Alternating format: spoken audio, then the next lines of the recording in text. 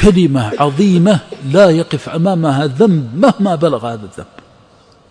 عقيدة تجعلها في قلبك وفي نفسك أن أستغفر الله ليست بالهينة.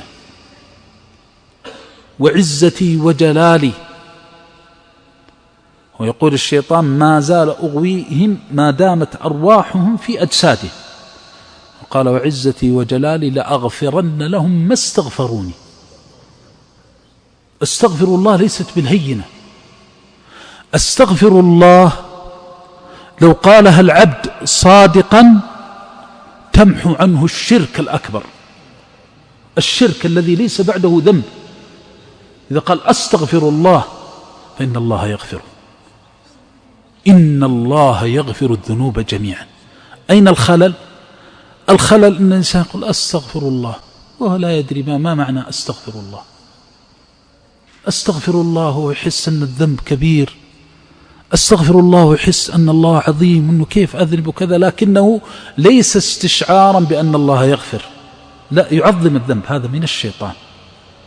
لا تتعاظم على الله شيئا، فإن الله يقول قل يا عبادي الذين أسرفوا، ما قال الذين أذنبوا. الله أكبر.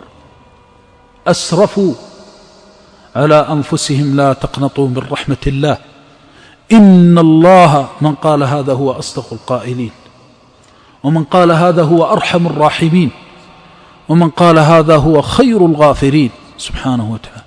إن الله يغفر الذنوب جميعا، جميعا من الله ما تركت شيئا. كلمة أستغفر الله كلمة عظيمة تنهد بها ذنوب العمر كله.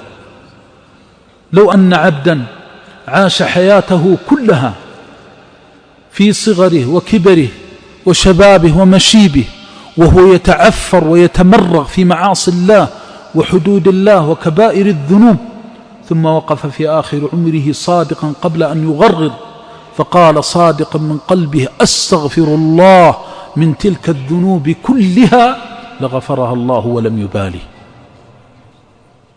ولعاد كيوم ولدته أمه، لأن الله وعده بالمغفرة. هذا ما نشك فيه، هذه عقيدة ينبغي أن تكون في القلب، لكن بالتوحيد الخالص، أن تعتقد كرم الله، لأنه لما وصف نفسه بالرحمة رحمته وسعت كل شيء، ومما وسعته الذنوب المذنبين مسيئين. عبد مسرف مذنب خطاء يأتي ابن 90 سنة، الناس تأتي للعمرة، لكن في الحج البعض يقول سبحان الله الحجاج أكثرهم كبار سن. هذه حكمة من الله. جاءوا في آخر أعمارهم تائبين، جاءوا في آخر الأعمار منيبين مستغفرين راجين لرحمة أرحم الراحمين. ومن قصد الله وتوجه إلى الله ولو في عقر داره وليس أن يأتي إلى بيته لغفر الله له ولم يبالي.